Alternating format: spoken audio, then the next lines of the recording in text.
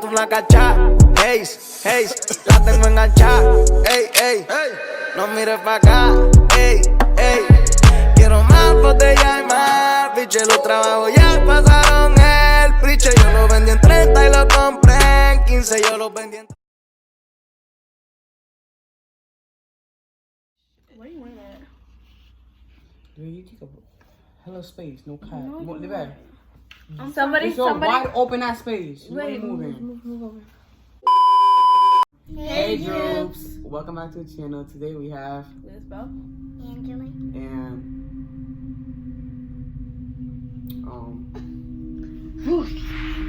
And Natalie. Oh, Andy. And today we're gonna be doing Reacting to scary, creepy stories on YouTube. We might get scared, we might not, but you guys are gonna react with us. and the link to the video is down below. Give me No. You bet. No. Yeah, Andrew, where's my cell phone? Where's your story? Hello?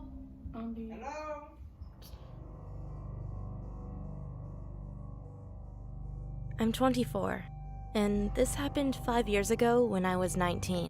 I was conducting an online transaction on a site called Alks, which is similar to Craigslist. It's an online app where you can see items being sold by random strangers, and all you have to do is make a call and meet up. I was looking for a cheap sweater for my trip to Japan the following week. She broke. After several minutes Sit of straight up so they scrolling, can see your I came face. across an ad with exactly what I was looking for. A Korean-style female fur sweater for just 300 pesos, about $6. It was perfect. I had issue with it. The meetup point was at the LRT train station at 8 p.m. because the seller was too busy at work. I decided, what the heck? It's a public place anyway. I called the owner and we had a quick convo. He sounded like a strict guy, but I asked him when we could meet up. He responded, tonight at 8 p.m. sharp. I said sure. But this recklessness of mine is what I regret the most. I arrived at the meeting place at 7:58 p.m. It was really empty, and I was sure I was the only person in the station. It was a cold night in November, and I eagerly awaited warming myself with my coat. Honestly, I'm the kind of girl who's comfortable wearing a sweater even when it's hot. I was sitting on a bench when the clock ticked 8 o'clock, when suddenly someone covered half of my face with a scarf with a really strange scent. I fell unconscious. As I woke up, I found myself in a van with 4 guys, my wrists handcuffed behind my back. I asked the man what they wanted and to please let me go. Tears began to fall from my eyes. But then, one of the guys touched my face and said, "It's our first time ever tasting a beautiful girl like you."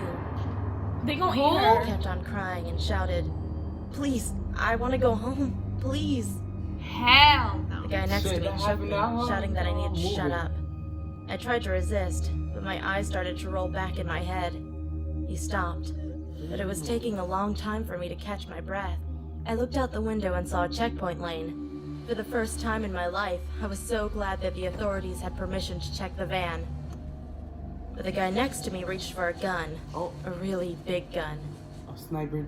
Knowing this was my only chance, 2.0. I found the strength to shout and cried out, "Officer, please help! They have a gun!" The 2 officers immediately grabbed their guns, one shooting at the tires, the other aiming for the man next to me. The officer shot him in the head.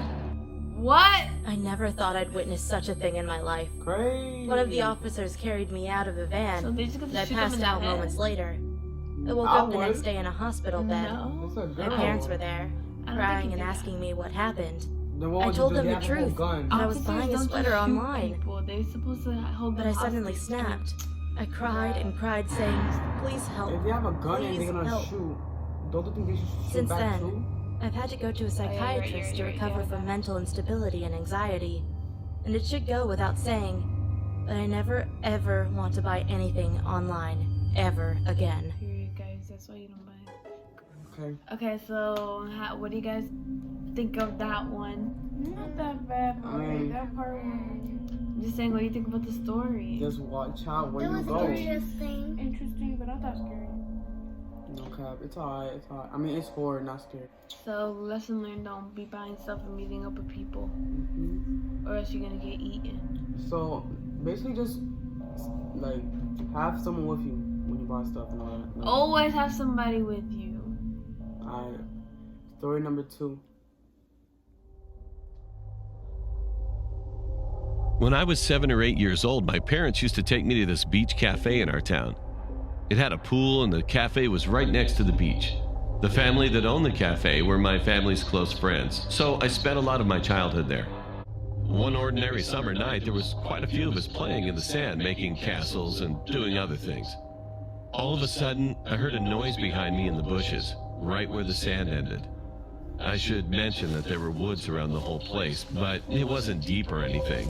I was a brave kid, so I just brushed it off as being a cat or animal of some sort, and continued to play. However, when I looked up at my friends, who were now quiet and staying still, I got the chills. What, damn. I noticed that all of their eyes had widened. They were staring at me, or rather at whatever was behind me. The shock kicked in, and I felt like I was going to faint. Behind you. I started shaking. I He's didn't sweating even want like to a turn pig, around. bruh. But when I felt something cold on the back of my neck, that was the last straw. I started running full speed towards the cafe filled with people, and my friends immediately followed behind me. There were 6 children crying and screaming at the top of our lungs. I remember finally clinging to my mom and crying in her arms.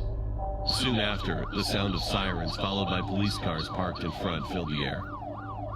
When the adults talked to the police, my friends and I were confused. I still didn't know what was behind me, so I asked my oldest friend in the group, who was 10 years old and talking to his dad. It turns out there was this crazy old guy who robbed a lady and stabbed her to death not so far away from here. My friends told me he appeared behind me smiling like a sick clown. Ew. He was holding a knife and pressing it against the back of my neck. Old man, you look like. That must have been the cold thing I felt. From then on, I never stayed far away from the cafe when the sun went down. And thankfully, they caught the guy.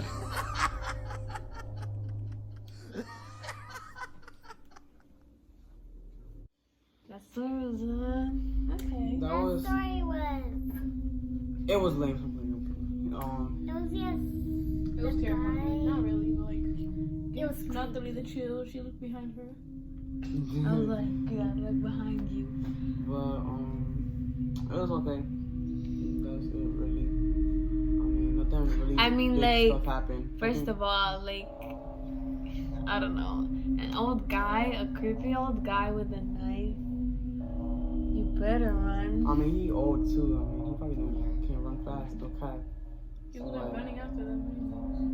Yeah, I think he just forfeit. But yeah, story number 3.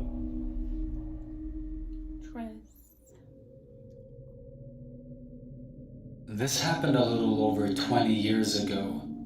I was 10 years old and my sister was 6. We grew up in a small town, Actually, raised aren't only you by a 6? hardworking mother. No, you're 7. It started when school was nearly finished for the year. The nights were late because my sister was up all night crying along with us. Yo. Anyway, my mother started receiving odd calls once in a while at work.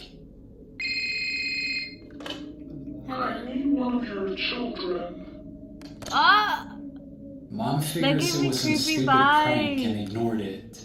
Hell But then no! she started receiving calls daily. Eventually, I would she was unplug receiving that a phone. call most nights at our home.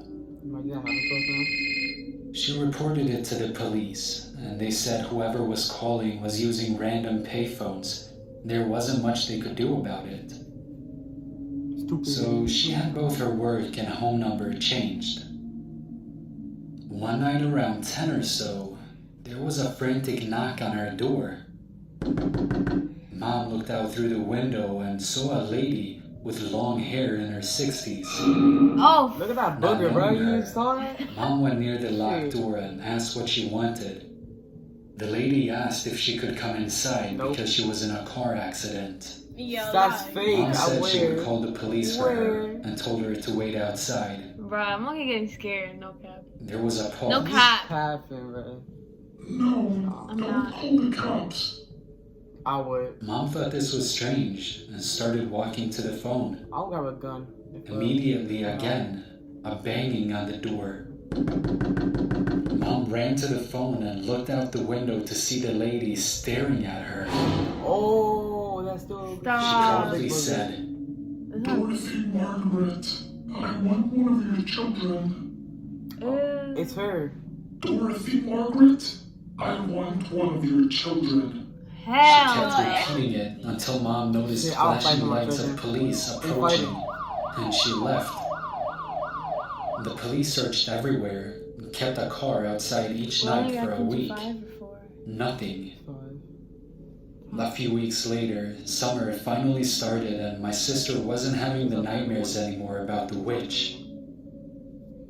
We were at one of my baseball games and my mother was talking to a teacher at my sister's school and telling her what happened. The teacher said, Oh, it sounds like your stepmother. Mom looked back confused and said she doesn't have a They stepmother. know that. The teacher's face turned white. A while ago, a lady in her 60s would come watch the children play at lunch. She said she was my mother's stepmom and liked to watch my sister at lunch. She reported it again to the police and they checked camera footage.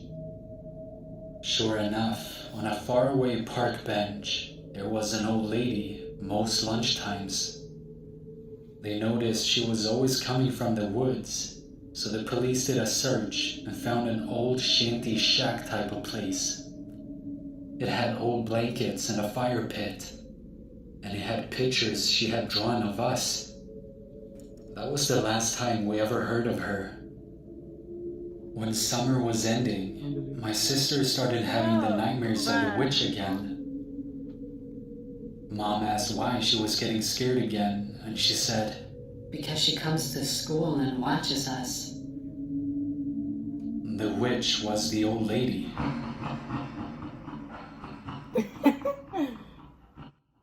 That looks like a crunchy. I met a terrible creep.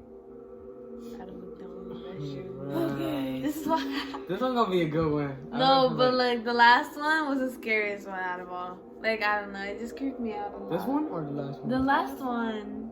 Not this one. We didn't watch this one yet. This one. No, not this one, but like the one we just watched. Yes. This one creeped me out a little. How do you know? What you mean? No, You've watched it already? No, Oh, you told me that. just saying like creeped me out a little. Yeah, it did. Like, it's, yeah, I don't know. The way she popped out the window and all that. For real. Oh. I thought that wouldn't happen. Anyways, this is gonna be the fourth story. It's gonna be our last story. I met a terrible creep at a McDonald's restaurant. Wait. I met a terrible creep at a McDonald's restaurant. I was running errands with my husband one day when I was 6 months pregnant. The day started out normal as we took the subway together. All of a sudden, I felt nauseous and I could feel that I had to vomit immediately. I quickly gave my bag to my husband and told him I had to run to the nearest bathroom. I bolted away at the next stop as I could not hold it in any longer. As I exited the underground, I ran into the nearest restaurant, a McDonald's.